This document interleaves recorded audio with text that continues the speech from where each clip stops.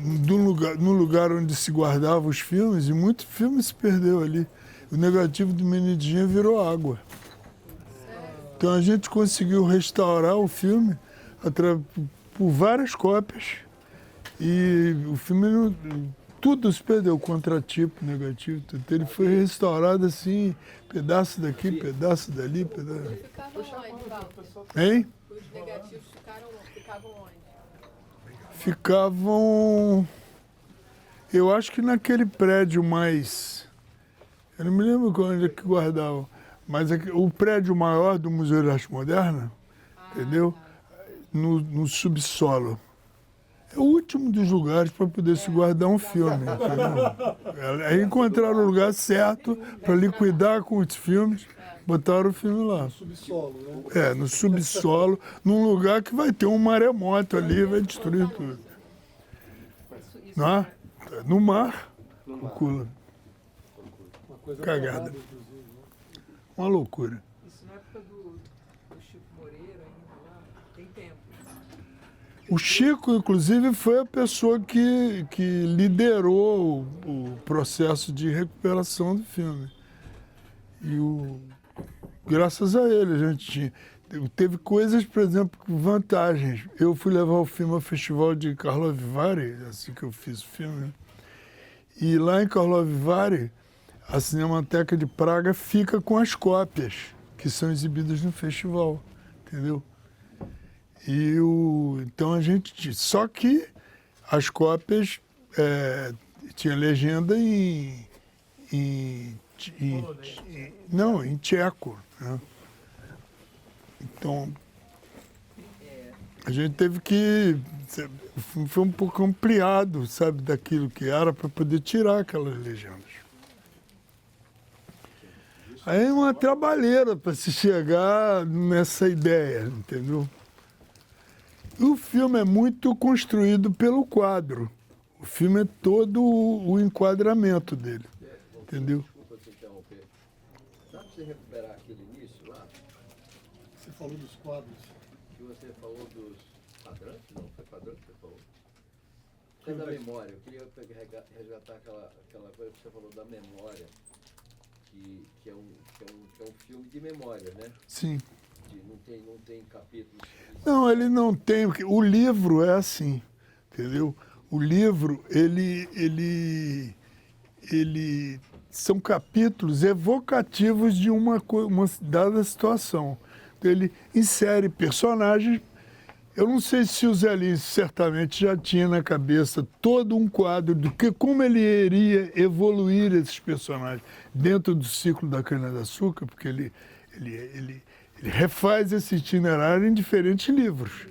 Então, esses personagens seriam adensados nos outros livros, né? Certamente poderia ser. Poderia ser isso, eu não tenho certeza disso. Mas pode ter sido isso. Mas o que fica quando você lê, eu acho que o Menino de Gênio, como livro dele, claro que ele tem coisas que são lindas. Eu não estou querendo relacionar, nem diminuir um, nem favorecer o outro. Mas eu acho que o livro mais conseguido dele pelo sentimento, entendeu? É o Menino de Gênio.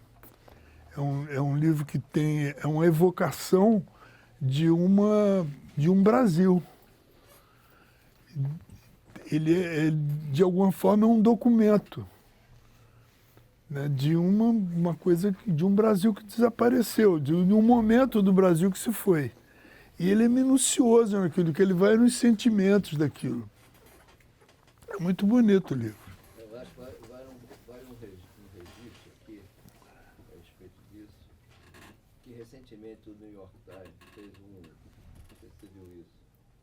sei se você viu isso, os 100 autores mais importantes da história da literatura. E não existe um autor em língua portuguesa sequer. É mesmo? Machado de Então, Assis, né? Eles são muito ignorantes, né? E aí houve comentários. Não é possível. Essa matéria saiu, houve comentários de que dos autores que poderiam estar, né, numa lista como essa, em 100, né? Poderia estar o Guimarães, poderia estar o Graciliano e Zé Lins do Rego. Né?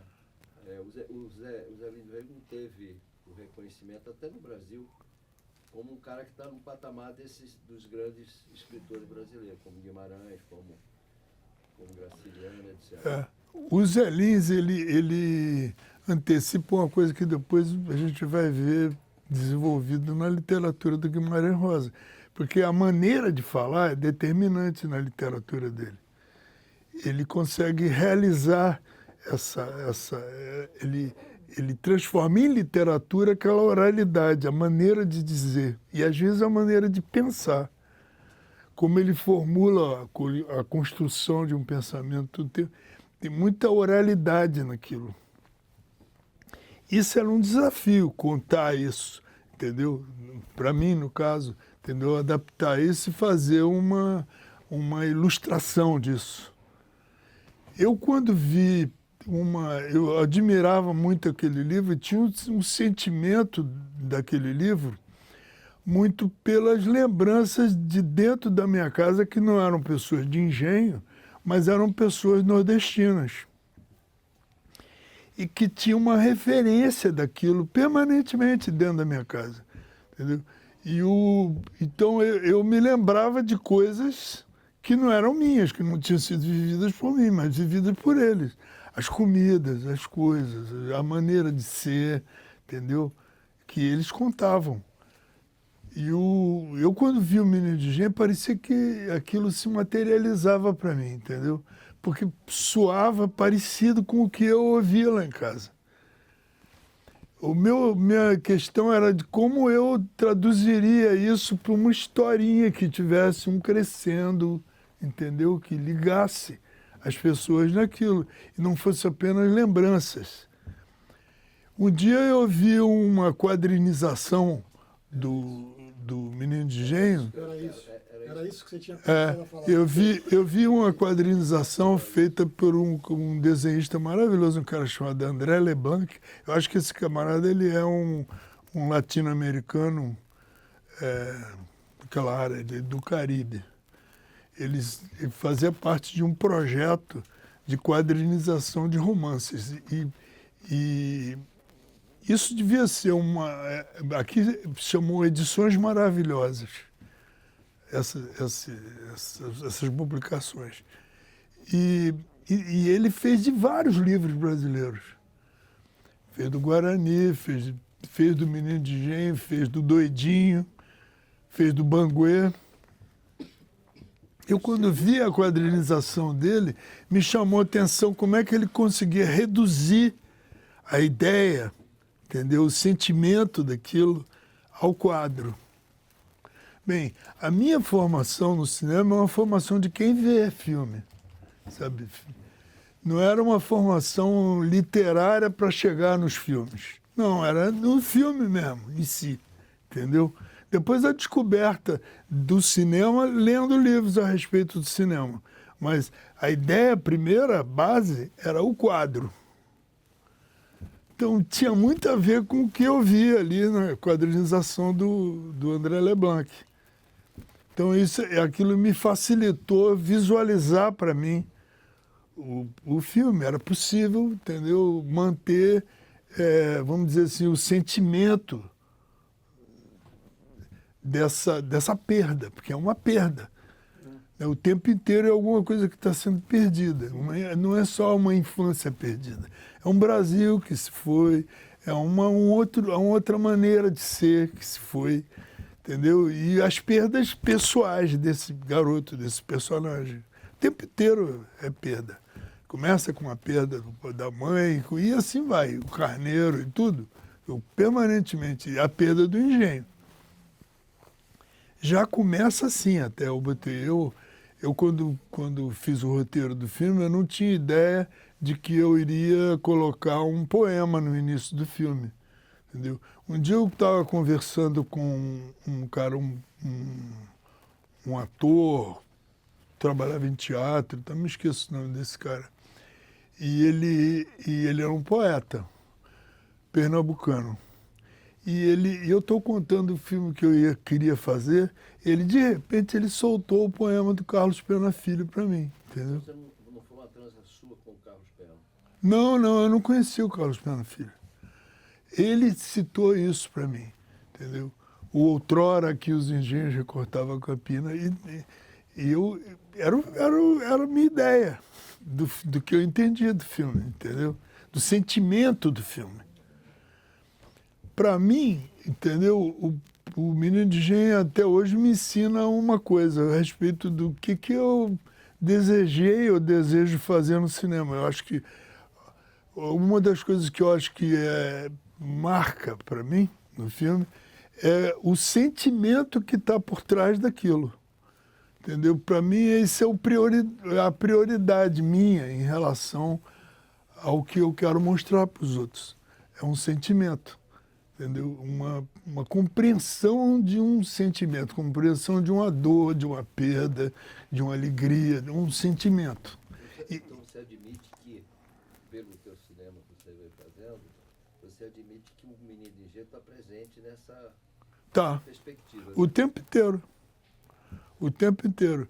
Eu acho que isso evolui, evidentemente, você tem uma visão mais dinâmica, né, do cinema, na medida que você faz, a tua percepção, a tua idealização do que deva ser o cinema, na prática, você lida com uma quantidade enorme de informações, né? Não apenas as literárias, mas lidar com atores, com técnica, com gente, dividir com as pessoas o filme, né? Isso é uma coisa, é uma aventura, né? E você se enriquece com isso. Eu não acho que um filme é uma autoria única. O filme é uma autoria coletiva, entendeu? E ele é devolvido para o coletivo. Eu vejo aí o cinema, entendeu? Não é que eu acho que deva ser assim porque a indústria manda. Não, porque eu acho que é o sentimento do cinema. O cinema foi criado para isso, para se comunicar com com muita gente. Com muita gente. Não é à toa que nasceu em parque de diversão, entendeu? Com maquininha que a gente via, aquelas coisas, do lado da roda gigante, da coisa do povo, entendeu?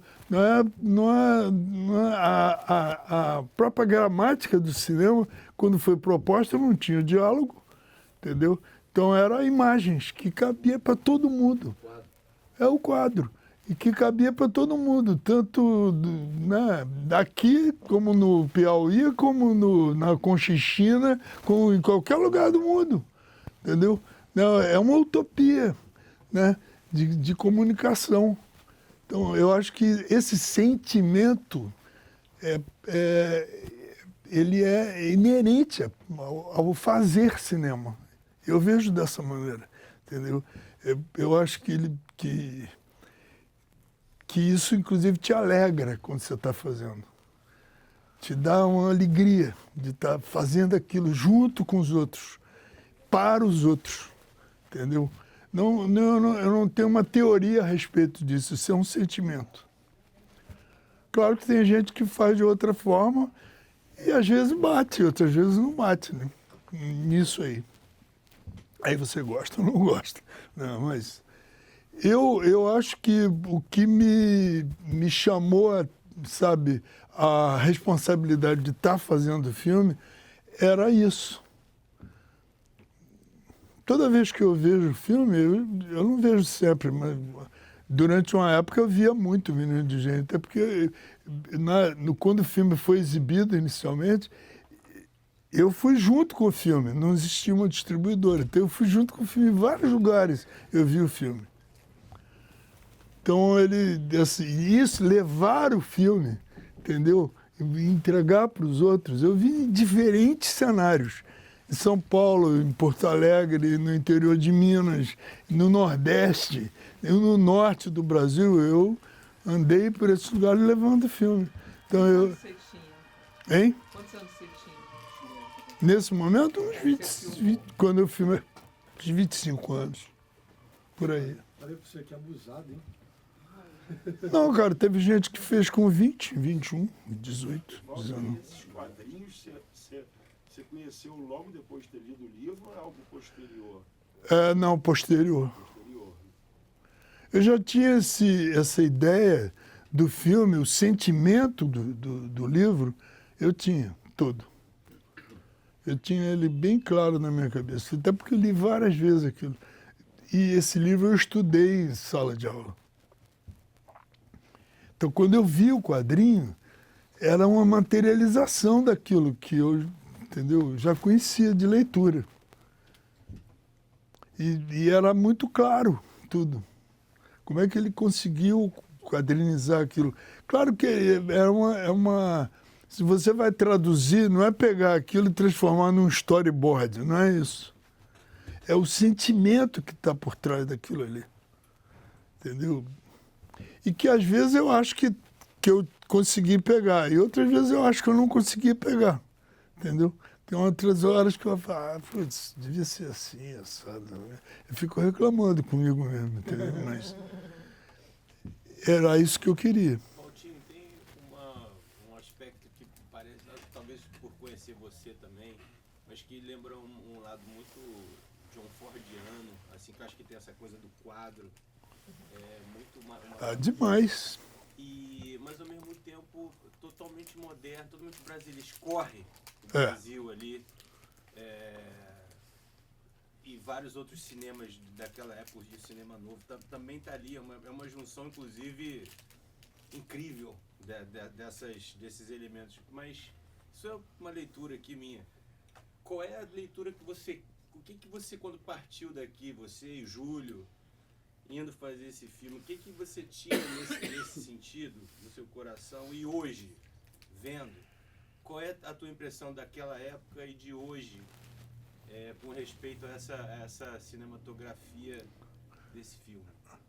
Desse filme ou do cinema brasileiro? Não, desse filme que a gente acabou de assistir. O que eu vejo, rapaz, é que o seguinte, o cinema brasileiro... O cinema novo se justificou muito com uma ideologia do precário, entendeu? Como se o precário fosse uma linguagem, entendeu? E não é verdade isso, entendeu? O precário é precário, entendeu? O nível de exigência do espectador que vê filmes é alto porque ele compara, né? Eu vejo filme americano, vejo filme japonês, vejo filme austríaco, de qualquer lugar, e os níveis de exigência são fartos, é um só. E no caso do cinema brasileiro, o nosso cinema brasileiro, entendeu? O que a gente começou a querer fazer dos anos 60 em diante era o cinema do empenho, de querer mostrar de qualquer maneira a cara do Brasil, entendeu? Tinha um embalo meio ideológico, entendeu? Pulsante atrás daquilo, entendeu? É um cinema de identidade. Mas, contraditoriamente, havia o cinema, no meu caso específico, na minha cabeça, uma coisa idealizada na minha cabeça, entendeu? Então, eu quando falo isso, que esse cinema do precário, porque eu acho muita coisa que foi feita ali precária demais. Precário demais, não precisa ser. Você não precisa insistir em ser precário no Brasil, você vai de alguma maneira passar por isso. Entendeu? Porque o nosso nível de exigência é precário, entendeu? Já é assim, entendeu? Então, o que eu sinto é que, eu não sei se eu estou te respondendo ou se eu estou entrando num outro território. Não, mas Que eu queria fazer uma adenda aqui, desculpa. Porque você falou assim, não precisava ser precário. Mas, Não. Mas veja bem, não havia uma consciência de dizer assim, vai ser precário. Havia a precariedade à mão. A precariedade sempre existe, então não adianta dizer, fazendo uma paródia com o slogan clássico do cinema novo, uma câmera na mão e uma ideia na cabeça, coisa que não é a invenção do Glauber, mas uma câmera na mão e uma ideia na cabeça. Bem, então, mãos à obra que estamos aí, vamos filmar, é isso que quer dizer, né? Mas não é assim. É também assim, mas não é só assim. Mas veja bem, hoje, a cena do menino indo embora do trem, ou, enfim, qualquer cena que você quiser escolher, sobretudo os profissionais, Hein? poderia ser feito hoje com um drone, o que é precário, o que não é uma linguagem. E passa a ser, na cabeça das pessoas, uma linguagem porque você lança a mão do drone. Para mim, é tão precário quanto a precariedade que você diz não precisava ser. Tá Não, a entendendo? precariedade como ideologia do cinema brasileiro, não, o que interessa, entendeu, é o que temos a dizer. Olha, o que fazemos já é o que dizemos. Como fazemos já é o que dizemos, entendeu? Não adianta vir com um discurso agora que me cria um fundamento ideológico e eu não saber usar, entendeu? Porque ninguém vai sentir aquilo. Então, o objetivo é fazer com que as pessoas sintam, entendeu? Para mim, o cinema é isso. Então, o que eu estava tentando, à luz da minha imensa ignorância a respeito do fazer cinematográfico naquele momento, eu nunca tinha filmado nenhum batizado. Não tinha filmado porra nenhuma, entendeu? Eu só tinha a cara e a coragem, só isso. Entendeu? Então, mas eu tinha o sentimento daquilo, entendeu? Eu tinha o sentimento daquilo. Não só porque eu via dentro de mim, da minha casa, das pessoas, do lugar onde eu vivo, entendeu? Mas porque eu tinha esse sentimento. Essa coisa do João Ford, evidentemente, estava lá em mim, entendeu? Porque era o cinema que eu via. Entendeu? Que eu me amarrava, que eu gostava daquilo. Entendeu? Mas a coisa que eu mais vibro com o João Fora é o sentimento dele. Entendeu? Saber enquadrar, é lógico que ele sabe, pô. Passou a vida inteira fazendo isso. Antes dele fazer o primeiro filme de ficção dele, grande, de longa-metragem, ele fez 80 filmes. Treinou fazendo uns 80 pequenos filmes de faroeste. Entendeu? 80, não estou exagerando. Era uma fábrica construindo os seus operários, seus personagens. E todos eles fizeram muitos filminhos antes de entrar para fazer longa-metragem. Então, essa coisa, sabe, vira uma coisa que tem uma compreensão do processo muito vivida, né? Ele sabia o que estava fazendo. Então, tem coisas dele que eu acho que certamente vão bater no Menino de Gênio.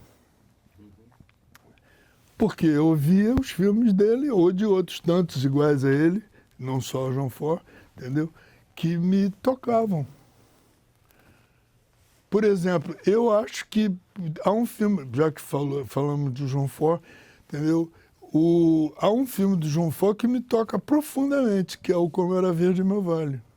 Que é um filme que tem esse sentimento. É uma evocação de uma situação lá atrás, que já não existe mais, entendeu? E que agora ele evoca.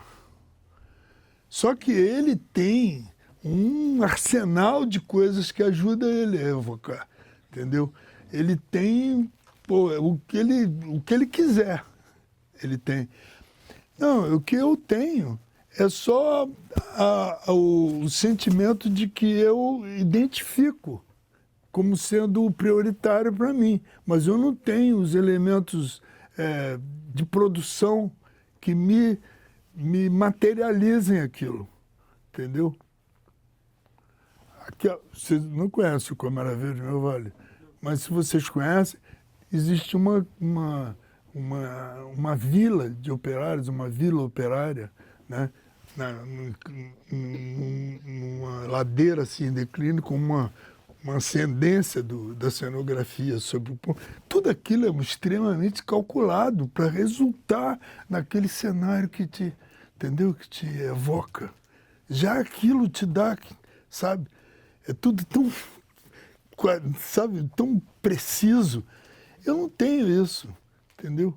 Se eu for fazer a cheia que eu vi no livro dos Zé Lins, eu teria que ter um boi correndo, entendeu? teria que ter casa passando, foi uma cheia horrorosa, que matou gente pra caramba. Mas Hein? eu acho que é justamente aí que é o tesouro desse filme, porque é justamente esse encontro que você tinha dentro de você com essa realidade. Aí você sabe onde é que eu fui fazer aquilo ali? Lá em Campina Grande. Pedi pro camarada abrir aquelas comportas lá de coisa, a gente filmar detalhado, a gente não podia abrir, tem que filmar detalhado, mas pá, é como se fosse, na minha cabeça tô eu lá vivendo aquilo, entendeu? Eu também vivi aqui agora, cara. Pois é. Aí vem, Vila Lobos, me ajuda aqui, tá? Então junta tudo, cara, entendeu? Eu acho que você tocou Mistura tudo. negócio, Walter, que eu acho Pô. que talvez corrobore muito com o que você está falando, que é a gente vive uma coisa já há algum tempo de muita análise sobre tudo que é feito. Eu acho lindo o que você está falando, que remete a uma coisa mais naif, no sentido do que importa é o sentimento, não tanto a narrativa, a construção e a teoria que se faz em função disso. Eu acho que às vezes a gente caminha muito para um lado, e é normal também, a herança traz um pouco isso, né? E a história, que fica um pouco se aprisionando nisso. E aí sai um pouco esse espírito mais naif mesmo de eu quero contar a história, quero passar esse sentimento. E muitos filmes eu vejo que às vezes ficam tanto querendo mostrar toda uma técnica narrativa que aí perde a essência do que é a história, do que se queria contar. Não é? Mas tinha um livro, né? Que é narrativa, um livro, né? É. E o Santa Rosa, né? Também estava lá. Não, você tinha o Santa Rosa, né? Não, ali eu tinha os elementos na mão, porque aquele gênio era existente ainda, né? Aquela casa de engenho, aquilo ali, aquele telheiro é lindo, aquele ali não existe mais, caiu. Aquilo ali, a construção daquele engenho, tem a mão do André Vidal de Negreiros, rapaz. É uma coisa da nossa história. Não existe mais. Fala um pouco porque esse é seu primeiro filme, você era muito jovem ainda. Como que foi conseguir montar essa equipe, filmar lá na Paraíba? Você morava no Rio, né? E aquelas pessoas, aqueles elencos gigantes, aqueles cenários todos. Como é que você descobriu aquilo, chegou aquilo? Como é que você viabilizou isso? Mas essa equipe são 5, 6 pessoas no meu lugar. Hoje em dia você entra no lugar para fazer um filme, você nem conhece a equipe direito. Tem 40, 50 pessoas, você nem sabe quem são aquelas pessoas. Mas ali era... Quem era?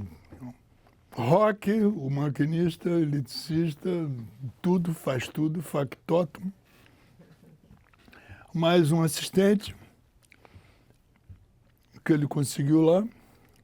Um assistente que eu levei daqui, que era um cara que eu conheci, que era um pernambucano, um cara chamado José de Arimateia, que eu conheci no filme do Celli. Aí perguntei a ele, ô Arimateia, quer ir lá para Pernambuco? A gente vai para Paraíba. Ele falou, ele estava doido para voltar lá para a terra da mãe dele. Entendeu? Esse foi a grande coisa. O resto, o Júlio Bressani, que nunca tinha feito coisa nenhuma. Paulo Melo, um amigo meu, um grande amigo meu, que era uma pessoa que fazia crítica, entendeu? Um adorador de cinema. Fazia crítica lá na Paraíba. Muito mais ligado à literatura. Reinaldo Barros, que eu não conhecia, tinha chamado... Eu queria fazer o filme com o Fernando Duarte. Fiz as locações iniciais do filme com o Fernando Duarte. Mas o Fernando Duarte foi filmar com o Coutinho o Cabra Marcado, e houve aquele episódio lá do Cabra Marcado, e a polícia deu em cima, eles tiveram que sair correndo, esconderam o negativo, e o Fernando ficou com medo de voltar à Paraíba. Então ele declinou do convite, entendeu? Já passou a bola. Eu chamei dei um toque no Afonso Beato. Falei assim, não, eu não estou preparado ainda para não sei o quê. Eu chamei o Afonso. Mas nem me lembrava que tinha chamado Afonso. Afonso que me falou isso no outro dia. Aí me contou que me contou que ele falou, eu não estava preparado, eu fui bem claro para você, mas eu não me lembrava que ele tinha sido tão claro assim. Mas, tudo bem. Aí eu conheci o Reinaldo Barros assim, entendeu? Porque fui atrás de um cara que tinha uma câmera, e porque ele tinha uma câmera, eu convidei ele. Ele tinha estudado nos Estados Unidos, tudo para ele era americano, tudo. Ele era um americano nascido em Goiás, entendeu? É lá de Goiás, entendeu? Filho de uma família de fazendeiros. Foi estudar na UCLA e voltou com aquela cabeça de americano. Por exemplo, ele via, ele olhava a paisagem do filme, ele dizia assim, não, isso devia ser verde, devia ser não sei o quê. Ele pensava em Technicolor, entendeu? Quando ele estava fazendo o filme, o tempo inteiro ele vinha com Hollywood na cabeça, entendeu? O tempo inteiro. Eu ficava discutindo com ele coisas assim absurdas, entendeu? Eu me lembro de uma vez eu estava fazendo um plano, tô em movimento, aí eu movimentei eu estava fazendo a câmera. Eu movimentei a câmera, assim, fazendo uma panorâmica no meio de um carrinho. Aí ele falou assim, isso não se faz. Eu falei, não, você deve medir apenas a velocidade. Porque se você está nessa velocidade do carrinho, você vai fazer assim, você vai ampliar a tua velocidade na hora que você fizer isso. Só isso. Mas eu faço aquilo que me vier à cabeça, entendeu? Eu vou juntar uma coisa com outra. Não existe isso. Eu falei, existe. Aí comecei a citar vários filmes. Fui citando coisas para ele, porque ele não conhecia cinema. Ele tinha estudado cinema, mas ele não conhecia. Não conhecia diretor de cinema, não conhecia nada. Mas ele foi descobrir o filme quando viu o filme. E o que ele viu foi o sentimento do filme. Ele falou isso para mim. Entendeu? Ele foi ver esse filme, passou lá num festival que teve em Teresópolis. Existiu um dia na vida um festival lá em Teresópolis. Entendeu? Aí o filme foi levado lá para Teresópolis. E tinha um prêmio, o Dedo de Deus. Bem bravo. Era o troféu do filme. Então, quando o filme ganhou o prêmio lá do festival, aí ele veio me dizer assim, não, eu senti tal coisa. Ele fez falar do que ele sentiu através do filme. Eu achei engraçado, porque ele nunca me falou isso quando a gente estava fazendo o filme. Nunca ele citou isso. De que tal plano significava tal coisa, por que a câmera saiu de um lugar e encontrou o menino na escuridão, fazendo assim com o dedo na cama. Por que, sabe? Ele sempre achava uma coisa exótica eu estar fazendo aquilo. De repente ele viu o filme, ele descobriu. Eu falei, coisa interessante. Ele agora que sentiu o filme. Ainda bem. Pô, ele sentiu. Então existe um sentimento no filme que está chegando lá, entendeu? E esse filme ele teve uma repercussão muito grande com o público. Dos filmes que foram feitos naquela época, entendeu? Ele foi não sei se o único, entendeu? Mas ele, antes do Macunaíma, ele foi feito antes do Macunaíma. Ele foi o filme do cinema que mais deu dinheiro. Eu vivi anos do filme. Eu cheguei a aplicar coisas que eu ganhei do filme, fundos que eu ganhei do filme, para fazer o Brasil ano 2000. Mas o produtor do filme era o Glauber? Era quem? Quem botou dinheiro? Não, o filme foi o seguinte, isso é uma aventura absolutamente louca, cara. Aqui... Foi o filme, desculpa. 65. 65 foi feito, porque 64 existia já um edital aberto para as pessoas apresentarem roteiros. Eu apresentei o do Menino de Engenho. A gente tinha acabado de estrear O Deus e o Diabo na Terra do Sol. Eu já tinha esse projeto, já vinha, né? Então, em 64 eu fiz esse roteiro e entrei nesse tal edital. O Zé Lins do Rego, ele era um cara muito querido pelas pessoas, entendeu? Então aquilo certamente, o nome Zé Lins entendeu? Trouxe uma curiosidade em torno da ideia de se fazer um filme, entendeu? Sobre um livro tão querido como era o caso do Menino de Engenho, entendeu? E aí teve uma pessoa, dentre as pessoas que estavam organizando isso dentro do governo, o governo era o Carlos Lacerda aqui, que fez criou uma agência chamada CAIC, Comissão de Auxílio à Indústria Cinematográfica, e a primeira coisa que fizeram foi um edital para a escolha de roteiros para o filme. Então, uma das pessoas que escolhia, entendeu, era o vice do Lacerda, que era o Rafael de Almeida Magalhães, e ele era apaixonado pelo Menino de Engenho. Ele conhecia o Zé Lindo Rego. Então, em cima desse sentimento, olha como isso tudo se ordena através disso. Então, ele deu o prêmio, apesar de que eu não tinha pontuação. Nessa época não se usava hoje em dia existe essa condenação, mas tem que ter uma pontuação, caso contrário, ele não está liquidado. Entendeu? Então eu não tinha tal pontuação, mas, inclusive, hoje em dia já se pode falar isso com uma certa desenvoltura e uma certa brincadeira, certa ironia. Mas eu participei de uma reunião na casa do Mário Carneiro, onde havia uma patota do cinema novo reunida e sabendo quem eram os caras que iriam ganhar, né? Então eu era um pretendente àquilo, né? Mas havia na intimidade do grupo pessoas que já sabiam aqueles que vão ganhar, aqueles que não vão ganhar. Então eu tinha sem saber, eu tinha um padrinho naquela história, que era o Paulo César Sarraceni, com quem eu tinha uma relação de amizade assim muito forte. E naquele momento mais ainda. Aí o Paulo César Sarraceni começou a ter noção de que aquela premiação já estava escolhida, porque ia ser feito um filme de grande monta, de grande produção, que era o francês, e havia necessidade que não fosse distribuído 9 projetos. Não, apenas 6. 3 desses projetos, entendeu? Poderiam significar um projeto, que era o Como Era Gostoso o Meu Francês.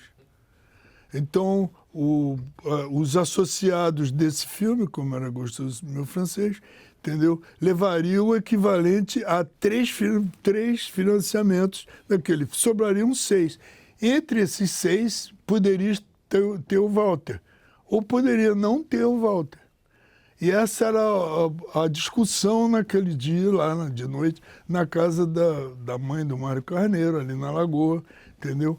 Onde o Paulo César Sarraceni descobriu que não iriam dar o financiamento para o Menino de Engenho, porque havia essa trama por debaixo. Curriola, né? Curriola, velha Curriola. Aí o Paulo César armou uma cena de faroeste, genial, entendeu? O Paulo César ficou tão furioso que preparou um soco aqui e disposto a dar na cara do Barreto. Na hora que o soco foi, entrou o Joaquim e levou o soco, entendeu? Pá, foi um escândalo, entendeu? Eu estava lá nesse dia, eu achei essa cena absolutamente incrível. O Joaquim, depois foi dada uma outra versão, não, o Joaquim, sabendo que vinha o soco, entrou e evitou uma briga no cinema. Mentira, levou aquele soco, pá, entendeu? Enfim. Mas aí ninguém teve coragem de reafirmar que os 3 deveriam dar lugar a um só. E aí sobrou para mim. Aí eu tive até porque o Paulo César gritou isso, entendeu? Falou isso. Denunciou isso. No meio do soco ele aproveitou e pá! Ele ganhou só de disse. 2 prêmios. Aí sobrou um para você, os 3, pegou só 2 pro francês e... Não, o francês não teve. Não teve. Foi tirado da raiva. O soco que mudou a história. O soco que mudou a história. Mais o sentimento aqui, não. Ô, Walter, Não, e por outro lado, o cara, o vice do Lacerda, era um apaixonado pelo Zelinho do Rego e botou o pé firme, entendeu? Não, Agora vai fazer. esse filme não vai sair. Tinham outros pretendentes. Eu poderia ser o cara que. Não, mas ele nunca fez filme, ele nunca fez. A pontuação dele é 0, entendeu? Fora, entendeu? E aí juntou o gosto e o, sabe, do Paulo César com o do Rafael, entendeu? E de repente eu tive aquilo. Entendeu? Walter, desculpa, voltando à questão da equipe depois. Como é que você conheceu o Júlio? Assim, como é que surgiu essa parceria entre vocês? Eu conheci o Júlio certamente, eu não me lembro como eu conheci o Júlio. Eu frequentava muito a Cinemateca do Museu de Arte Moderna, então, e a Cinemateca eu trabalhava, cheguei a trabalhar até lá. Valtinho, bom, imagina eu falar isso pra você, mas eu me lembro que o Júlio já nos contou muitas histórias que ele chegou a conhecer o Glauber. Ele acho que ele era meio, era muito jovem, era ficcionado por cinema. Se apresentou ao Glauber numa situação que o Deus do Diabo não. Ele conheceu o Glauber numa situação e aí o Glauber levou ele, estava montando o Deus do Diabo e o Júlio se aproximou dele e o Glauber falou, bom, vai ter um filme agora, o Menino de Engenho, Walter Lima, pô, vou levar você, vou te apresentar pro Walter para você ir trabalhar nesse filme, tarará, tarará. O Júlio já nos contou isso. O Júlio disse assim, eu não sei se foi assim. Porque eu não me lembro mesmo. Eu sei que o Júlio, ele era o cara que era casado com a mãe dele, era o dono do Diário de Notícias, um jornal aqui grande no Rio de Janeiro, que desapareceu depois da ditadura. E o Júlio, quem era crítico de cinema do Diário de Notícias era um grande amigo meu, o Paulo Perdigão, muito amigo meu. E eu tenho a impressão que minha proximidade, não tenho certeza, mas minha proximidade com o Júlio veio dessa relação de amizade do Paulo Perdigão. Se o Paulo Perdigão trouxe o Júlio, eu não me lembro, entendeu? Mas certamente foi nessa época aí. Tem um determinante aí que nesse momento, quem fazia cinema, uma assembleia de quem fazia cinema nesse momento, cabia dentro de um Fusca. Então não era tão difícil você encontrar a Zona Sul e tal. Era muito pouca gente, todo mundo. Eu me lembro quando eu cheguei no Rio de Janeiro, e olha, eu vim para o Rio de Janeiro em 68, ou seja, eu fui frequentar a Líder, ali na Álvaro Ramos, portanto 5 anos depois que você filmou. E eu me lembro que a primeira vez que eu vi Glauber, Rui, Joaquim e tal, foi no Bar da Líder. E era no Bar da Líder e o beco do filme aqui, o beco aqui atrás do Odeon. Então eram esses 2 lugares que todo o cinema frequentava. Não, todo não, aquela patota. Porque tinha uma turma que frequentava a Fiorentina, tinha outra turma que frequentava outro lugar, entendeu? Não era todo. Sim, mas aí não, mas é porque quem frequentava? É porque era Daniel Filho, eram os atores e tal, mas... Não, muita gente frequentava a Fiorentina. E os Bar da Líder. Para te dizer uma coisa, só uma ilustração divertida, que é o seguinte, o Rossellini veio ao Brasil. Eu não sei para quê, entendeu? Mas ele veio ao Brasil. E aí, evidentemente, que apareceu um dos famosos ex-assistentes de Rossellini, que trabalharam na Vera Cruz, todo mundo era assistente de Rossellini. Então, esse cara que vivia aqui, entendeu, no Rio de Janeiro, resolveu promover um jantar para Rossellini. Aonde? Na Fiorentina, entendeu? E não só porque era uma coisa meio italiana, né, para o italiano, e lá fomos todos. Era uma mesa enorme, cara. Era uma mesa enorme. A história que eu vou contar para vocês, ela é engraçada, porque eu fiquei, exatamente como eu era um fã do Rossellini, da figura do Rossellini, mais da figura do Rossellini, até eu era fã de 1 ou 2 filmes do Rossellini, mas não era um fã tão grande do Rossellini, até porque os filmes dele não passavam tanto aqui, né? Mas até hoje eu gosto demais do Roma Cidade Aberta, dos filmes que marcaram a presença dele. Rossellini presidindo aquela mesa de cineastas brasileiros e chegou a hora de pagar a conta. Aí quero chegar nesse pedaço aí. Aí houve aquele assunto. E aqui, mas quanto é que deu a conta? A conta foi lá para as cucuias, cara.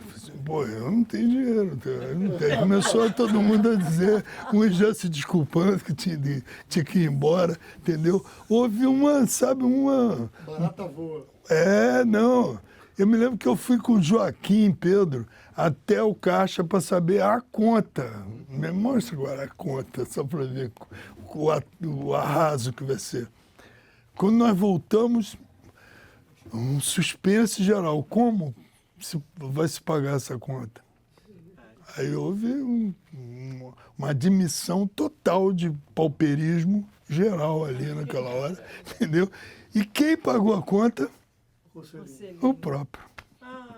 Coitado. Mas, de qualquer maneira, ele como bom italiano, ele podia ter negociado com o dono da Fiorentina. Não sei se houve isso, mas foi ele que pagou a conta. E a mesa era enorme, meu amigo. Por isso que eu te digo, não era só a mesa do bar da Líder, nem entendeu?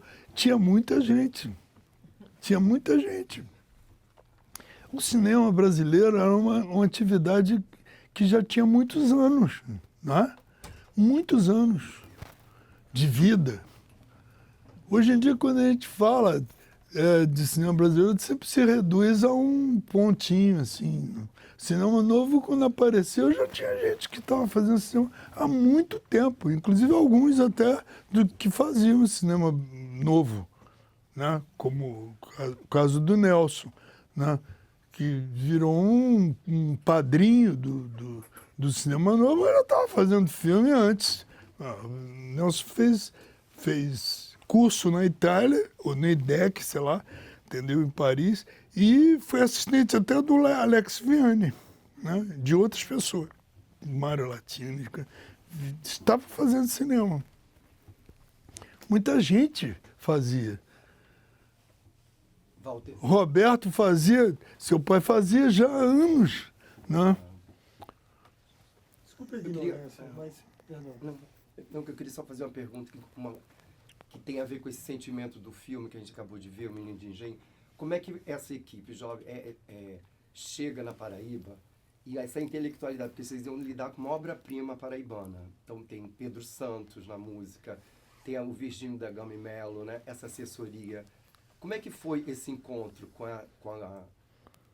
de vocês, jovens, chegando do Rio, para filmar a obra-prima paraibana? Não, a equipe chegou depois. Sim, não havia, era um singular só. Era eu, entendeu? Sozinho ali, entendeu? Pleiteando aquilo, entendeu? Então eu conheci o Virgínio, conheci as pessoas, entendeu? Que faziam cinema lá na Paraíba, o Lindo Arte, as pessoas que faziam cinema, né? E o Virgínio foi fundamental para a gente. Não só pelo conhecimento dele, entendeu? Também pela iniciativa dele, de querer agitar um movimento de cinema lá, sendo ele um homem de literatura. Ele foi fundamental para a gente. Ele fez uma empresa chamada Paraíba Produções Cinematográficas, que produziu só aquele filme, entendeu? Ele se juntou junto com o Paulo Melo, que era uma pessoa que tinha uma relação muito grande com a literatura e era muito próximo dele. E esses foram as pessoas com quem a gente, entendeu, estendeu o relacionamento entre os outros, como o Lindo Arte, o Pedro Santos, e as pessoas que faziam teatro na Paraíba, né? E as pessoas que faziam teatro, eu conheci. Né? Reginaldo do Egito, que faz o Paparrabo, não é? Pois é. Aquele cara é uma maravilha, né? E o próprio cara que fez a dublagem, que era dele, que aqui que era um ator paraibano, Que depois fez o do Paulo Thiago, né? que fez o Paulo Thiago, fez Carvalho. Rafael de Carvalho, uma maravilha. Maravilha, Rafael de Carvalho. Os atores Que- você pegou todos paraibanos lá de lá? De lá. Os únicos atores não paraibanos são Nessi, Maria Lúcia Dal, Geraldo, que é baiano, Rodolfo Arena, que era carioca, E Pitanga, né? Pitanga, que é baiano, E o menino? e o menino é paraibano. Foi teste, né? Foi teste. Foi ter um teste lá, sabe? E Margarida Cardoso, né? Margarida Cardoso é Espetacular. É, pernambucana. espetacular, né? E A por que que Zezita é não paraibana foi... também? Também, eu acho que sim. Zezita é. Por que que o Rodolfo Arena não dublou? Não o quê? Por que que o Rodolfo Arena não se dublou? Ele próprio. Não deu. Isso é um... A gente vê que não é a voz dele. Passou a cena depois do que... Foi pouco possível. Não, eu não sei. O Rodolfo Arena, ele como todo ator, velho ator de teatro, ele tinha um português meio lusitano, entendeu? Nos R's, nas coisas, tudo assim. Então eu não queria isso. Vai ver que foi por causa disso. Coisa mais limpa. Limpar um pouco mais. E até porque ele não era um dublador, ele ia ter as mesmas dificuldades e ainda ia me dar um sotaque lusitano, né? Era uma pessoa... Depois eu filmei com ele, depois no Brasil ano 2000 eu chamei ele de novo para ele fazer um padre lá, ele aparece lá. O Rodolfo é dublado por outra pessoa? Rodolfo Arena? É. Ali todos, a Maria Lúcia Dal é dublada pela Natália Timber, Ah, que maravilha. A Nessi dublada também. para melhorar um pouco, né? Para dar um... O Rodolfo não é ele? Hein? O Rodolfo não é ele, né? Não, Rodolfo não. Rodolfo era um cara que era um grande dublador aqui no Rio de Janeiro que dublou ele. Cara, eu não me esqueço o nome do cara, mas era um cara que fazia super personagens, aí era uma figura. Dirigia dublagem, tudo. E o Rodolfo ficou chateado com isso? Pô? Nunca falou nada. Eu não sei. Deve ter ficado, né? Não sei. Mas a Nessi também não era ela. Ela tem coisas que ela dubla, assim. Mas quem dublou ela foi a Tereza Maio. Quanto tempo filmando, irmão? Pitanga é ele, hein? Pitanga é meio. Pitanga é ele. Pitanga é ele mesmo. A Pitanga não era para fazer o filme. Eu fui para lá com eu tinha mínimo de passagens para ir, entendeu? Pitanga não era. Eu tinha o Geraldo, entendeu? Com que eu já tinha lidado no Deus e o Diabo. Mas o Pitanga eu conhecia, né? Existia um nível de relacionamento com ele mas eu comecei a filmar com um ator paraibano. Mas o cara era tão ruim, que eu desisti do cara. Eu falei assim, não, esse cara não vai dar, porque nem eu tinha, sabe, o preparo suficiente para fazer aquele cara render, e eu não ia entregar também na bandeja o filme para ele, entendeu? Eu falei assim, não, eu vou chamar outra pessoa. Aí eu falei, eu vou chamar o Pitanga, porque eu conheço o Pitanga, sei né? Ele me conhece, ele sabe o que a gente pode render, né? E aí mandei um telegrama para ele topou fazer. Eu cheguei a fazer a cena do cara, no tronco e tudo, mas o cara era muito ruim. Então você teve que refilmar com o Pitanga. Refilmei. Quanto tempo vocês levaram filmando, Walter? Levamos o que? Umas 8 semanas. Um pouco menos, talvez. Walter, desculpa, voltando no papo, o pessoal, tipo, os grupos onde se organizavam, onde o pessoal de cinema ia, né? Você chegou a frequentar muito, tipo, tinha a área lá do Beco da Fome, né? Você frequentava ali? Caramba. Quem você, tipo, mais se dava por ali? Porque era uma galera, tipo, era diverso também, né? Era mais o pessoal técnico, geralmente, no Beco da Fome, né? Onde é que é o Beco da Fome? Era Atrás do perto Odeon ali, né? Ali na Cinelândia. O beco da fome é vasto, né? Porque o beco da fome é uma coisa dos esfomeados e daquelas pessoas que estão nos bares. Eu não estava no meio da pessoa da fome, mas eu tava nos bares. Ali havia uma central de comunicação de cineclubes, de cineclubistas, entendeu? Gente que saía das sessões de cinema que existia em torno da ABI, do Ministério da Educação, e que frequentava um bar que eu acho que ainda existe hoje em dia do lado da Espaguetilândia, entendeu? O Alvadia, chamava Alvadia.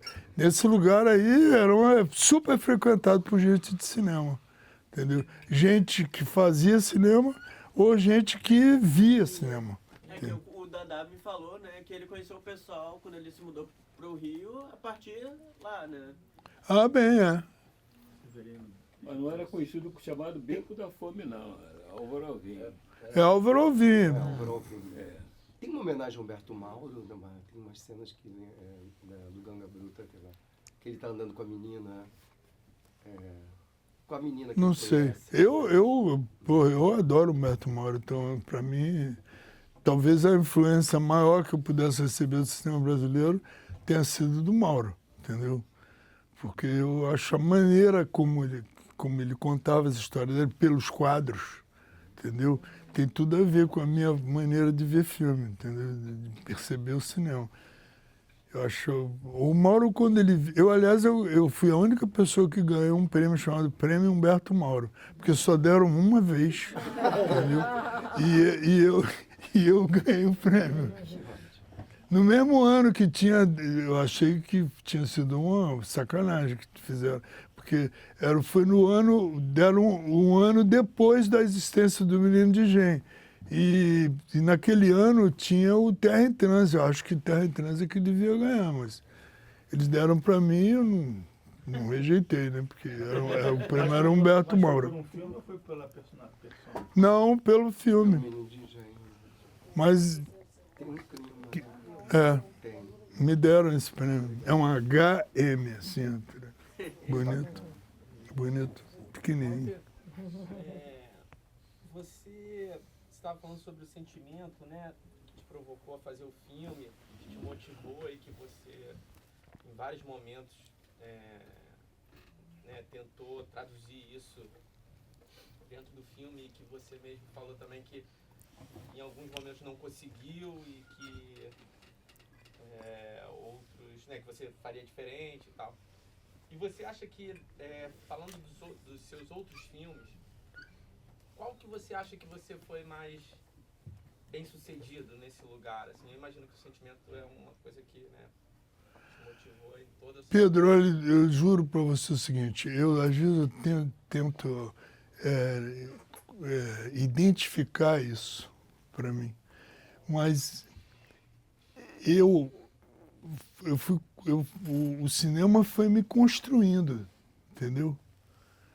Então eu devo a cada um dos filmes. Então eu não sei dizer qual o filme que eu gosto mais. Eu posso dizer assim, eu gosto mesmo dos Desafinados. De vez em quando eu solto essa, entendeu? Eu gosto mesmo dos Desafinados, mas eu gosto dos filmes, porque os filmes eu fiz gostando, entendeu? Eu não fiz me obrigado.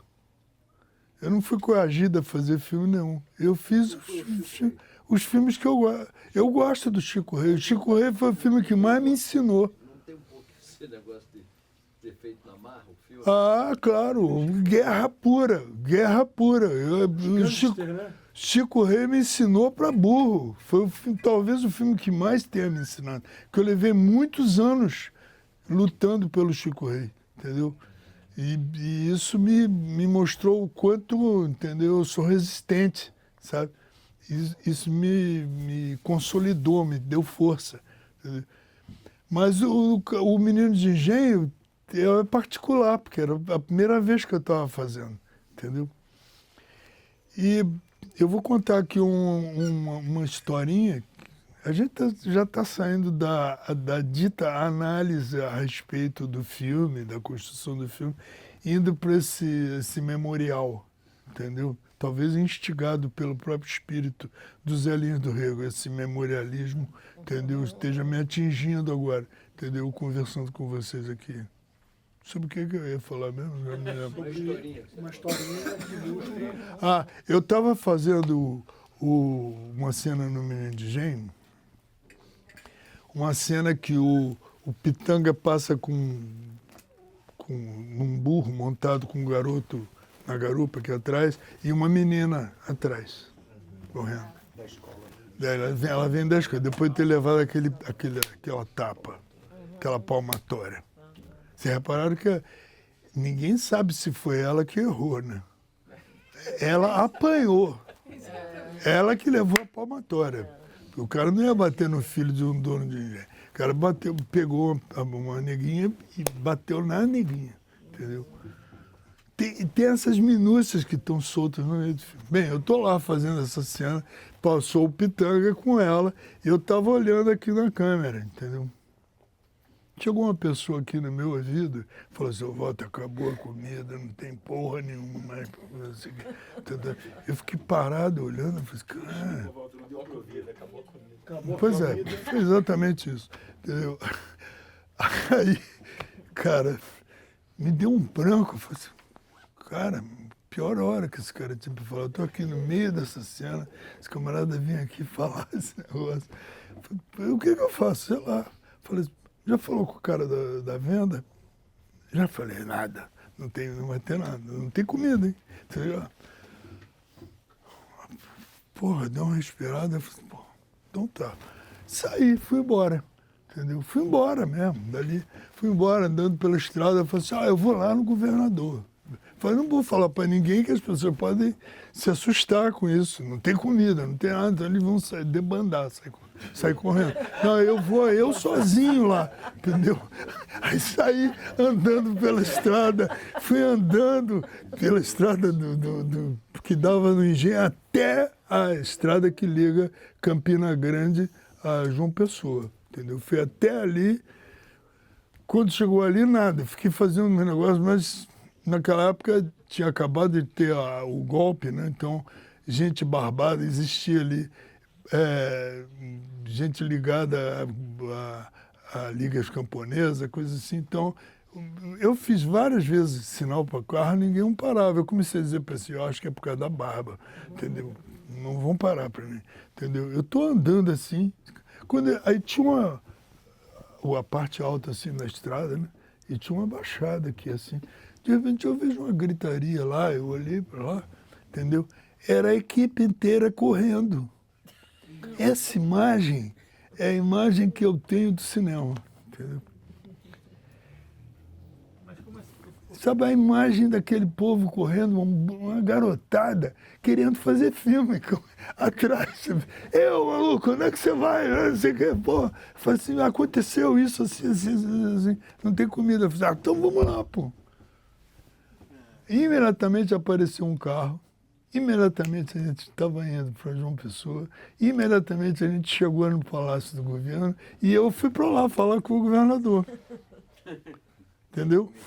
Cara, tudo assim, entendeu? Rápido. Entendeu? E aí eu fiquei sentado, e eles foram lá, andaram pelo palácio, fizeram várias confusões enquanto estavam andando pelo palácio, cantaram uma secretária, fizeram não sei o que, enfim. Houve problemas, entendeu? Eu estou lá na sala para falar com o governador. Aí falei para o governador, tem o seguinte, ó, não tem comida, não tem isso. O governador falou assim, calma.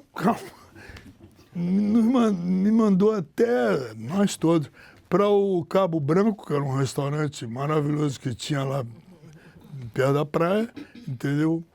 E pegamos a comida toda do restaurante e levamos para lá. Botamos nessa caminhonete que ele arrumou, que já não tinha mais carro, não tinha mais nada. Arranjaram. Aí quando cheguei lá, eu cheguei com muita comida. Houve uma festa, inclusive, quando a gente chegou. Mas aquela imagem daquele povo correndo em direção é inesquecível, cara. porque era a imagem de uma porrada de caras muito doidos, livres, sabe, correndo no campo atrás de um filme. Queria ter feito aquela cena. Hein? É engraçado você falar isso, porque você contou aqui na sessão do Chico Rei a sua lida com os gangsters, né? Os gangsters, né? Do seguro. E de vocês presos lá no hotel, ninguém podia sair, e você filmava 1 minuto por dia. É para manter o moral. E essa mesma coisa de, na hora de construir o cenário, e os atores, não, vamos fazer esse espírito emotivo no filme da equipe encampar o Até o Júlio Bressan estava correndo? Ah, claro. Todo mundo. Sabe isso, não se repete isso. Mas o Chico Rei também tem problema com a comida. Né? Também teve. Essa é uma coisa que persegue a gente. A fome. A fome, com a vontade de comer. Você vê, a fome e a vontade de não esmorecer de uma equipe. A vontade de comer.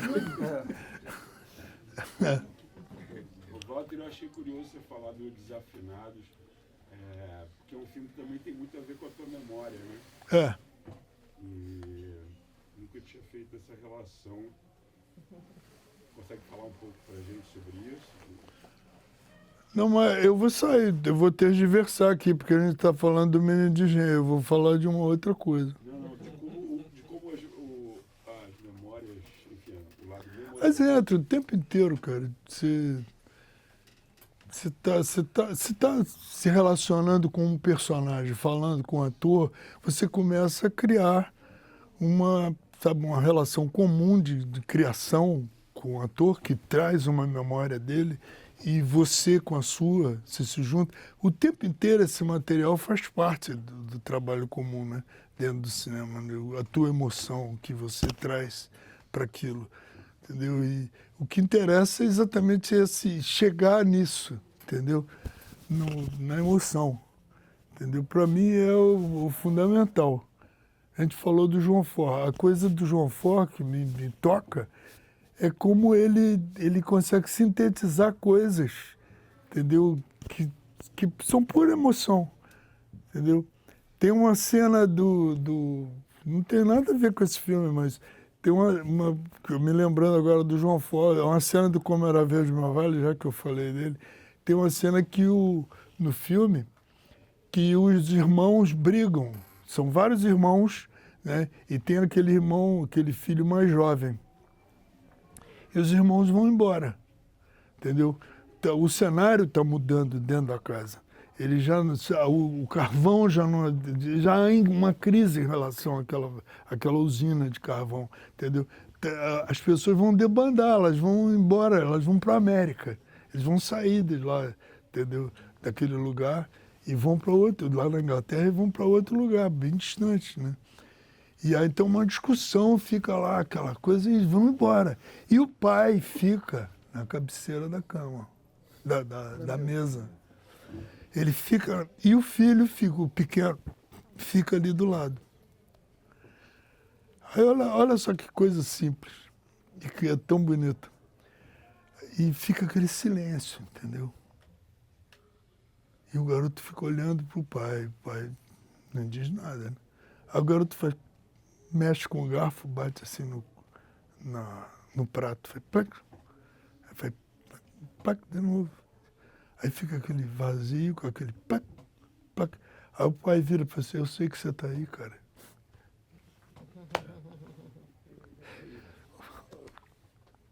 Eu me lembro disso, meu irmão chorou.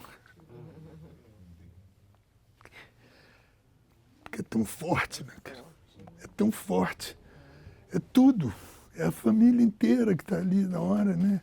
O sentimento de união daqueles caras, você sente tudo. Como é que é possível você chegar a isso se você não divide com os outros? Como é possível? Hein? Eu vou aproveitar a tua emoção, então, para mim é muito difícil ver esse filme.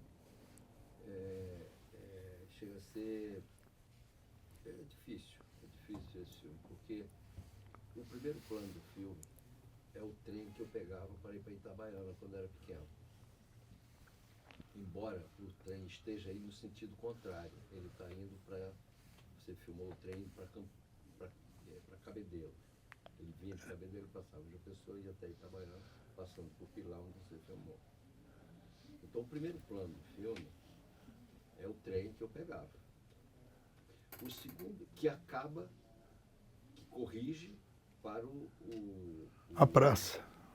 a praça, onde tem o Hotel Globo até hoje. Sim. Né? Passa pela varanda do Hotel Globo, vai lá. Então aquilo ali é o quintal da minha casa. Né?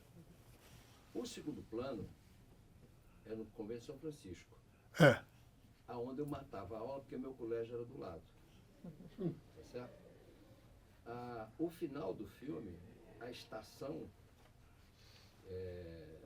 que não é de Pilar, Não. a estação menor que você filmou, É Coitezeira. Coitezeira, eu passava naquela estação, porque minha mãe me botava no trem em João Pessoa, e eu ia até Itabaiana sozinho, e minha tia me pegava, me tirava do trem em Itabaiana para passar férias.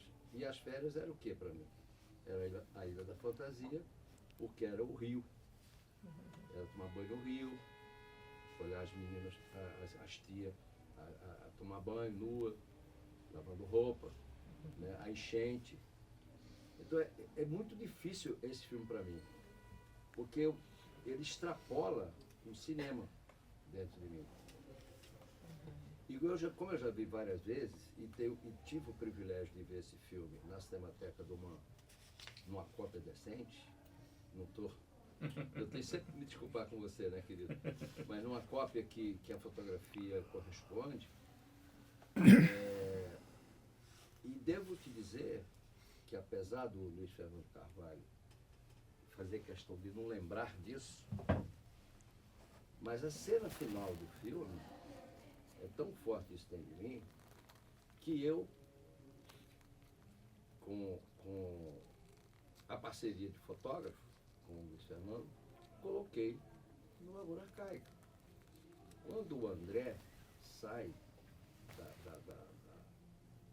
da pensão e volta com o irmão no trem, o André olha pela janela do trem e vê o amigo dele correndo atrás do trem. E o Luiz fez pior, ele foi além disso. Ele põe ele mesmo, o André pequeno, correndo atrás dele mesmo, né? Ele está voltando para casa. Essa cena, eu mostrei para o Luiz Fernando, falei, ó, a cena do trem, que ele volta, a gente podia fazer isso. Tamanho é o sentimento que esse filme tem dentro de mim. Então, eu não sou um espectador. Os amigos, Manfredo Caldas dançando na festa, cuja festa eu fui chamado para ir para fazer figuração e fui jogar bola, não fui. Eu preferi jogar bola e não fui. Você fez o gol? Eu não tinha noção de que... Você fez o gol? Outra coisa, o terceiro plano do filme, você tem o primeiro, que é o trem, o segundo, que é o Convento de São Francisco, quando eu matava aula com os colegas, que o colégio era em frente, e o terceiro plano é o prédio que fica em frente à igreja do Padre Zé Coutinho, aquele prédio, que é o caminho da escola. De azulejos. De azulejos. Um casarão que tem até hoje lá. Aquele casarão era o meu caminho da escola. Eu passava todo dia ali, no meu colégio. Entendeu? Então, como é que você vê um filme assim, 50 anos depois? É foda. 50 não, 60. 60 anos depois. É muito... E, ao mesmo tempo, o meu irmão, quando querendo me subverter na vida, me dá dois autores para eu ler. O Graciliano e o Zé do Rego. Eu não sei quem eu li primeiro. Né? Ler não com prazer, ler por obrigação, porque ele cobrava, ele mandava eu ler e me cobrava de mim. Conta a história agora para mim que você leu, entendeu? Quer dizer, era um subversivo como da puta, né? Me aplicando ali, eu pequeno. Então, o Menino de Engenho, voltando por emoção aí de falar do pai, da cena do Como Era o Nevoeiro, que eu lembro bem dessa cena, É muito difícil ver esse filme para mim. Eu prefiro não ver mais, chega, entendeu? Porque ele vai muito dentro desse universo. Mas eu acho, Walter, o seguinte, eu acho que quando você fazendo, no caso de um filme, né, você chega, você identifica a emoção que você pretende atingir, entendeu? E quando você realiza e passa para os outros isso, entendeu? É uma tal alegria, não é triste isso, isso é muito alegre, entendeu? Porque você não fez para você, entendeu? Eu acredito que é uma coisa. O João Fá não fez para ele. Ele fez para o público. E o público que vê e já viu há tantos anos, entendeu? E se lembra e se emociona, é porque ela só podia ser daquela maneira. E como é que ele conseguiu fazer que só pudesse ser daquela maneira? Entendeu? Um simples gesto, que identificação foi essa que ele quis dar? Não é apenas uma coisa, talvez tenha sido do roteiro, entendeu? E eu sei até que o João Fá nem editou o Como Era Verde, Meu Velho. Ele, quando foi ver o filme, ele filmou. E quando ele foi ver o filme já estava pronto. Os produtores produziram, sabe? Mas o sentimento que estava ali na cena era tal, cara, que sobrevive a qualquer... Eu acho que é nesse sentido, que eu não sei se foi o Godard, ou foi um dos dois, se foi o João Paulo Melville, um desses, Érico Romero, talvez, falou que todo filme de ficção, com o tempo, vira um documentário. Né? Vira um documentário. Todo filme de ficção, com o tempo, vira um documentário. É o caso do Menino de Engenho. Na minha cabeça é totalmente... tem muito a ver com isso. Mais o que é o quê, entende? Eu preciso dizer para... O cara que casa com o personagem da Anés... Eupídio. É o Eupídio Navarro. Que me dirigiu no teatro. Primeira vez que eu vim no Rio de Janeiro, eu vim como ator no teatro. Dirigido pelo Eupídio Navarro. Olha que loucura isso. Aquele Teixeira de Pernambuco também dirigiu a gente. O professor... o Rubens. Rubens Teixeira. Zezita Matos, que eu fiz já vários filmes com ela recente, nessa década.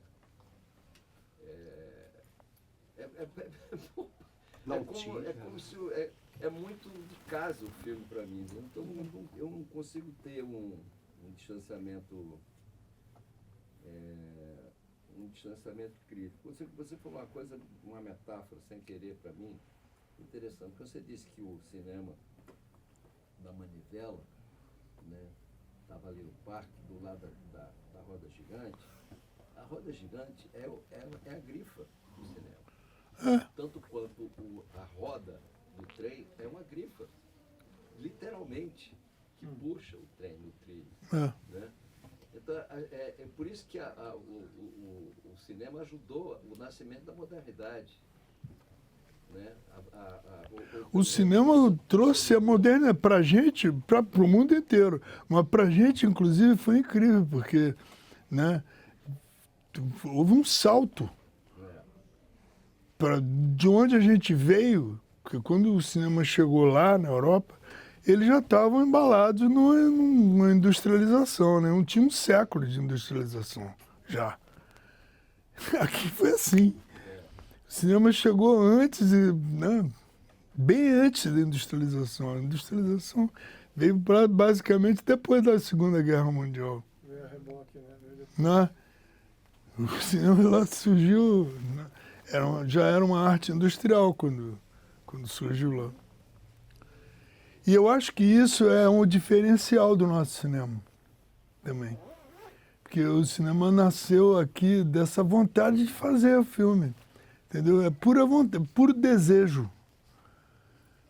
Ele não cumpre o itinerário. Hoje em dia a gente até se espanta. Como é que é esse negócio de streaming, não sei o que. O que está acontecendo aí? Tem um negócio estranho acontecendo. Não é só streaming, é estranho mesmo. Entendeu? Tem uma coisa esquisita. Porque antigamente, se eu queria fazer um filme, eu ia lutar por ele. Né? Hoje em dia você está negociando com uma parceria que você desconhece, que vai se meter dentro do teu filme. E ela é você de cara, você já sabe que vai ter que negociar com aqueles caras. Não? É estranho isso. É muito. Eu me lembro do filme do Carinho, o filme do Carinho, Vai nessa. que chamava Rifa. Bom te ver. Faremos um evento aqui Ó. homenageando os contra-regristas A gente vê. do cinema.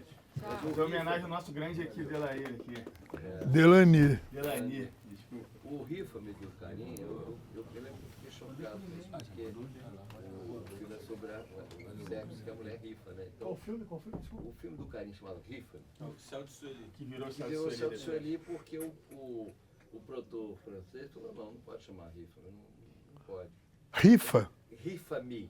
Rifa-me. É, porque o filme é a história de uma tia dele que rifa o sexo, Sim. entendeu? E aí ele construiu o filme a partir disso. Então o filme é uma homenagem. Ele fez esse filme em curtinha, antes de fazer o filme, ele fez um curtinha em homenagem a essa tia. Então o filme chamava Rifa. Eu era apaixonado por isso, pelo próprio título, Rifa-me, que os títulos são em geral muito difíceis. Ação entre amigos. Ele falou assim, não, quando foi na hora, não, Rifa-me é um cacete. Muda esse nome aí, aí virou Céu de Sueli. O próprio Hitchcock não diz que ele filmava preciso em cada fotograma, que era para não dar chance de... O cara vinha cortar. Só tinha um jeito de montar. O cara Ah, é. Eu já fiz isso. O cara... Eu já fiz isso. A gente começou a piar num negócio e falou assim, pô, eu vou dar-lhe um plano aqui que ele não pode cortar mesmo, entendeu? Vai ter que engolir o plano inteiro, entendeu? Porque, pô, como é que vai se meter ali, né? Entendeu? O que ele vai fazer com aquilo? Entendeu? Se eu souber que vai acontecer isso, eu vou tratar de me defender, né? Eu vou me defender na hora da filmagem.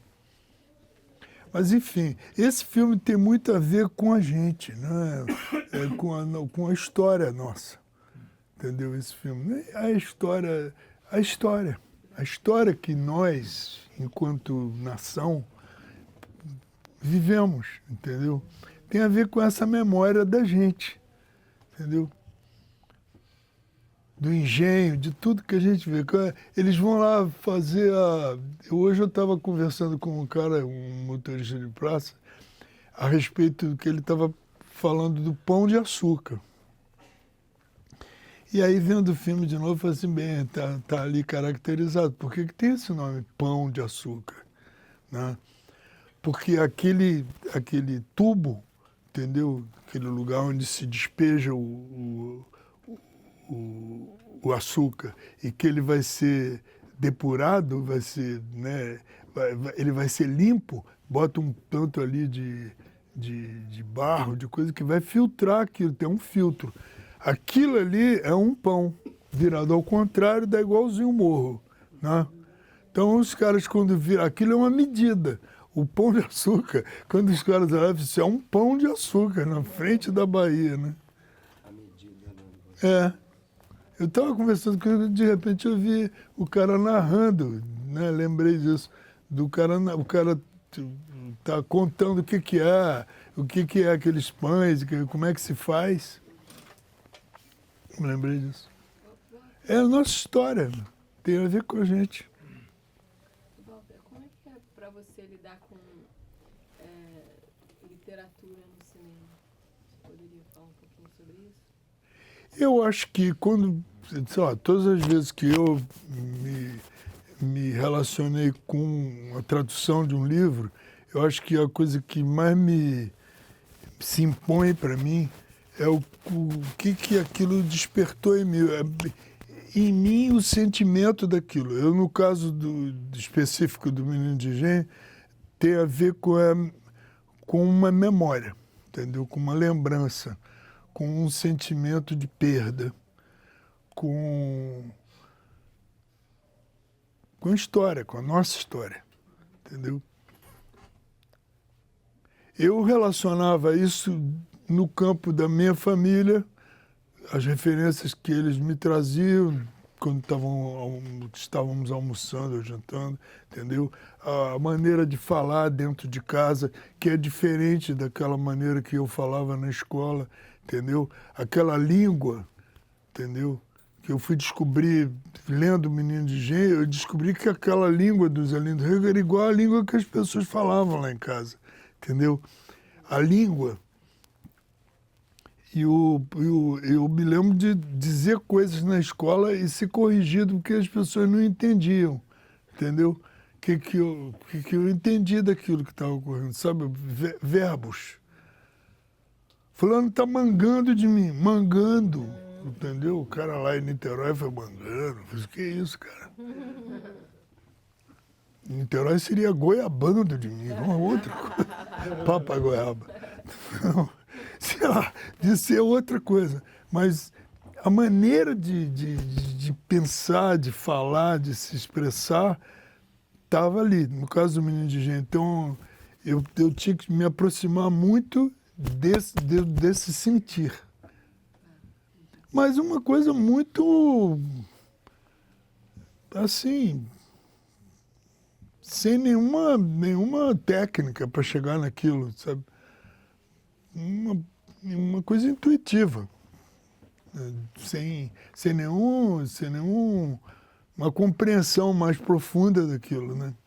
Aí eu devo fazer assim, usando tal coisa, fazendo com tal câmera, levando assim. Não tinha o sentimento aonde eu queria chegar. Entendeu? É por isso que eu contei aquela história aqui do João Fó. Eu acho que a cena do João Fó é um sentimento. Entendeu? Ele queria chegar naquele sentimento. E o sentimento é dizer que eu sei, meu filho, que você está aí. Entendeu? Eu sei que você existe, eu sei que eu não fiquei sozinho, você está comigo. Né? Então, isso tudo é o que é a cena. Né? É o de um filho que diz para o pai, mexendo com o papai, eu estou aqui, eu não vou embora não, eu estou com você. Né? Hein? Eu não abandonei você. Eu não abandonei, eu estou aqui junto. Então, como fazer isso, entendeu? É tão simples e, ao mesmo tempo, você tem que ter uma certa coragem para fazer, para ser simples. Né? Isso. Eu acho que no caso do Menino de Engenho era muito isso. Tinha coisas já que eram vantajosas, apesar de ter o Reinaldo, o fotógrafo, com toda uma catilinária lá de Los Angeles, aquilo não chegava a me tocar, entendeu? Porque eu achava que ele era uma pessoa que tinha ido apenas de Goiás para lá estudar, mas ele não tinha o cinema, sabe? A compreensão do cinema, o sentimento do cinema dentro dele. Eu achava que eu tinha isso, entendeu? Eu queria dizer uma coisa para ele. Eu fui dizer para ele, ó, a menina vai até a janela e eu vou sugerir que ela se esvai. Aí eu quero que você abra esse diafragma. Aquilo virou uma conversa maluca. Ele falou, mas por que você vai fazer isso? Porque o sol bateu? Ah, dane-se, cara. Isso houve uma irradiação. Simplesmente é tão estranho que aconteça que o que vai acontecer depois é a morte dela. A morte vai justificar aquela abertura do diafragma. Esse cara não leu nenhum livro do Garcia Marques, nada? Garcia Marques. Não, nem existia Garcia Marques naquele momento. Nenhum livro do Zé Lindo. Não leu coisa nenhuma, cara. Mas nem precisava ler, entendeu? Ali existia na prática uma coisa. Né? Por que você fecha ou você abre o diafragma? Ali, no caso, ele estava abrindo o diafragma. Por que você vai fazer isso? É uma língua, você usar. Você não está preso àquilo. Não. E se eu abrir todo o diafragma? O que isso resulta? Ah, vai ter uma entrada de uma luz violenta, tá? Ou vai fechar a luz. Se eu fizer isso, o que cabe? É uma pergunta de quem está querendo inventar uma coisa, sabe? Não, o cara não está limitado. Eu não estava nada limitado por isso. Eu não fazia filme, é a primeira vez que eu estava fazendo. O filme era meu, então eu abri o diafragma. Podia querer inventar isso na minha cabeça, entendeu? Agora, dizer isso pro cara, entendeu? ficava assim, pera lá, mas tem que ter uma explicação. Eu falei, não, mas eu não tenho essa explicação, eu tenho esse negócio. Eu acho que de repente fica tudo muito claro. E aí quando a gente sabe, é tão estranho que isso tem uma coisa estranha ocorrendo. E de repente o cara fala assim, fulana, você tá fria. Entendeu? Eu gosto dele. Ela tá fria. Ela tá fria. É lindo isso. É lindo. E esse sentimento na direção dos atores, como é que você passou? É bonito essa Não parte. sei como...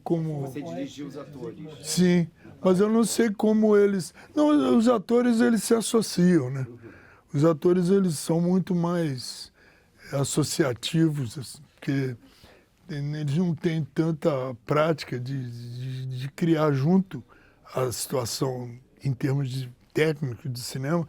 Então, eles são muito curiosos daquilo, mas eles se associam. Eu lembro Porque o de menino uma- rende muito bem, né?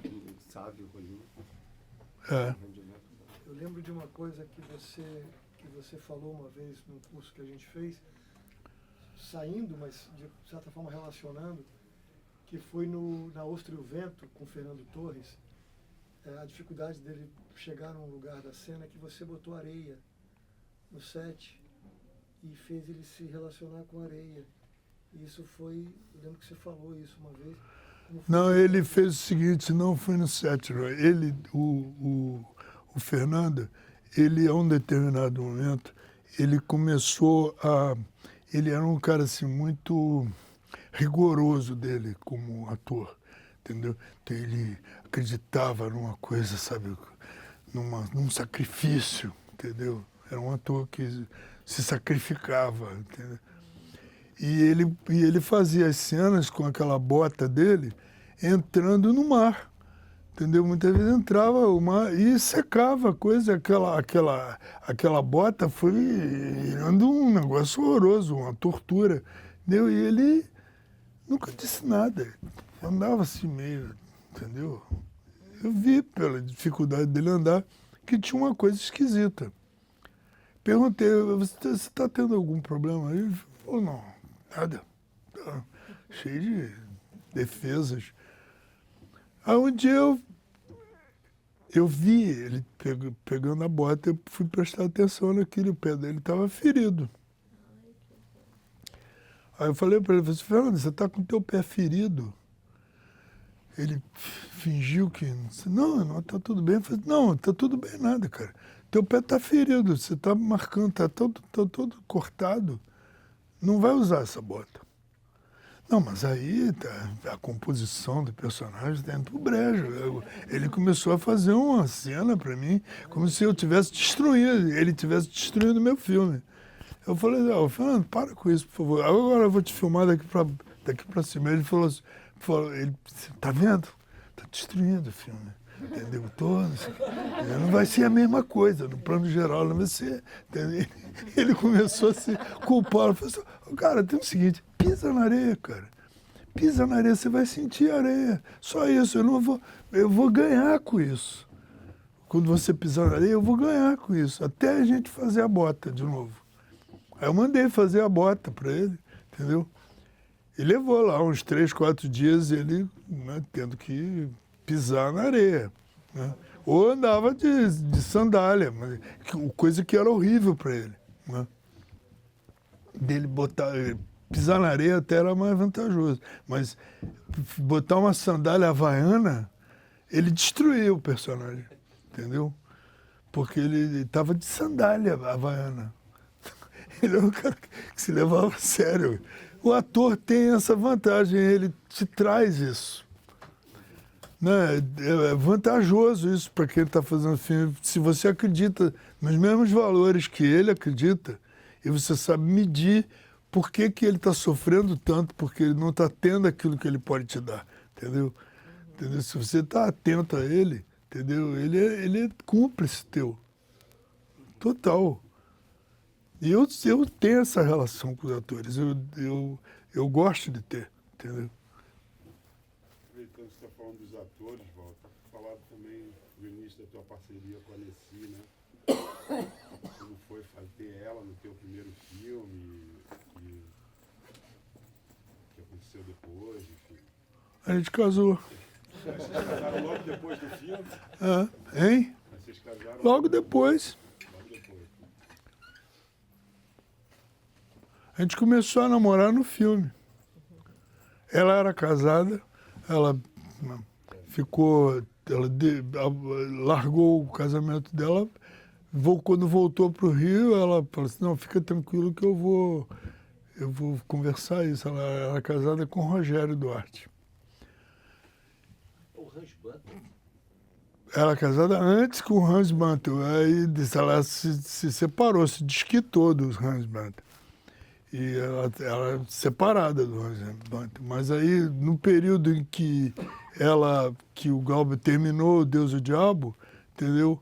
O Rogério fez o cartaz do Deus e o Diabo. Então, ali naquele período, ela começou um namoro. Ou eles já tinham namorado de alguma maneira anterior a isso, eu não sei, mas ali começou. Mas ela não era tão apaixonada pelo Rogério. O Rogério era uma pessoa apaixonante, né, na verdade. Uma pessoa muito brilhante, inteligente. Tá? Tinha uma coisa meio fulgurosa nele, né? Muito, muito forte isso nele. Mas ela não era apaixonada por ele. Eu acho que aquele momento foi um momento assim dela afirmar-se, entendeu? Enquanto o que ela queria, que ela não tinha tido oportunidade de ser, ela queria ser atriz. E isso, ela não teve essa liberdade na casa dela, entendeu? De frequentar a escola de teatro. Ela ainda estava fazendo o colégio, entendeu? Não houve essa permissão, era uma família do Glauber, até uma família protestante, houve essa retração em relação a ela. E ela imediatamente, para se livrar daquela família, ela se casou. Não. Com você? Não, ela se casou com o Hans. E o Hans era um personagem absolutamente incrível. Era um cara que andava, era um alemão que fazia parte de um grupo que andava com uma motocicleta num fio de aço e veio aqui no Rio de Janeiro e saiu da Urca para o Corcovado, pro Pão de Açúcar, entendeu? Foi andando com a motocicleta no fio numa moto especializada em fios. Uma coisa pesando embaixo. Senão ele não teria chegado lá. Mas ele fez isso em vários lugares. Entendeu? Ele fez isso em Salvador, fez em vários lugares. Entendeu? Ela se apaixonou por aquele cara que fazia aquela. É um herói. Né? Ela se apaixonou. Depois descobri que ele era maluco. Sei lá. Devia ser, né? Fazer esse tipo de coisa. Hein? Ela já tinha, depois disso... Não, a experiência dela, havia uma certa experiência dela, que o Glauber, junto com alguns outros poetas em Salvador, eles tinham um grupo de leitura de poesia, entendeu? E a Jogralesca. E ela tinha lá os poemas preferidos dela, entendeu? A carreira dela não ultrapassava uns 5 ou 6 poemas que ela dizia em público, tá? Entendeu? Mas ela queria ser atriz. Então a oportunidade ali era de imediatamente, né, fazer um filme. Então ela foi fazer e ela estava com uma disponibilidade total, ela estava... se libertou da família, casou com o Hans. O Hans saiu fora, ela se casou com outro. Agora ela estava totalmente livre. Entendeu? Quando ela voltou, a gente continuou namorando, casamos, entendeu? Quantos filmes você fez com ela? Pô? Eu fiz 3. Esse filme, A Lira do Delírio e Brasil Ano 2000.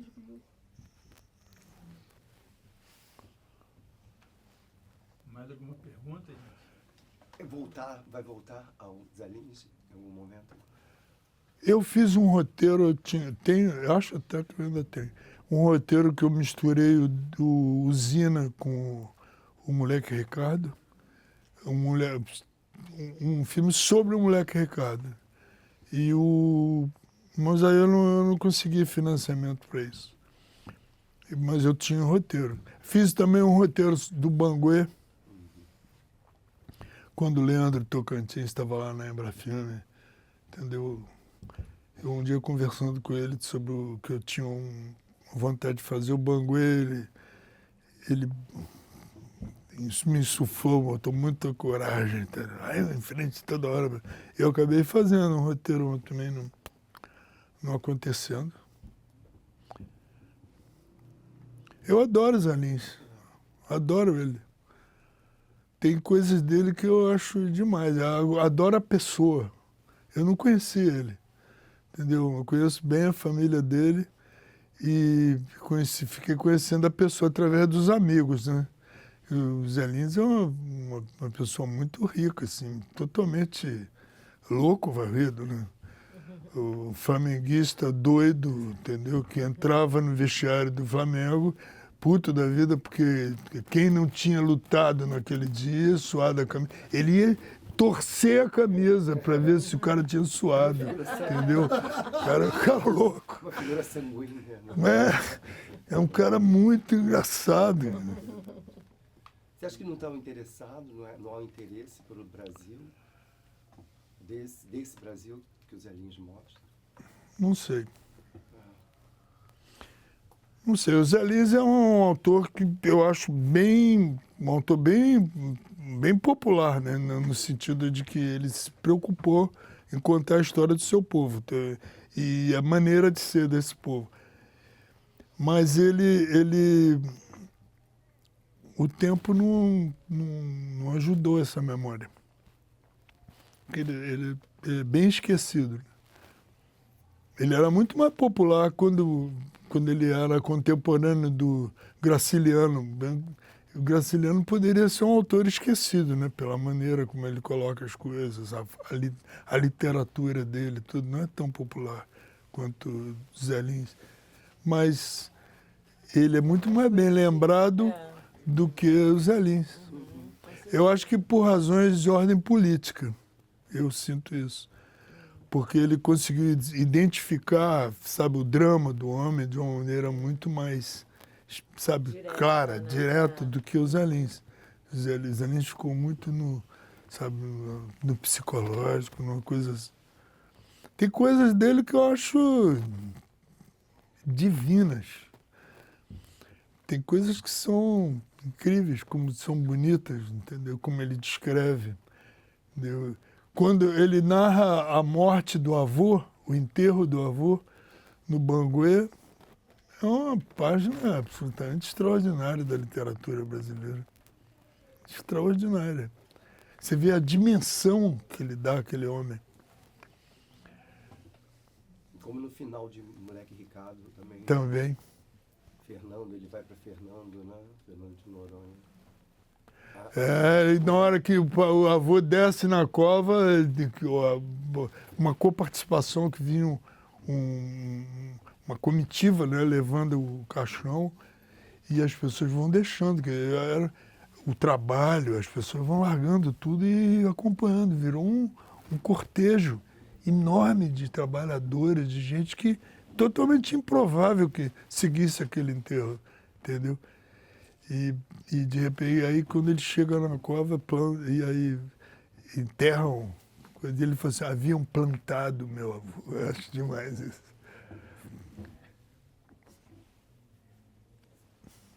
É a crença daquelas pessoas, sabe?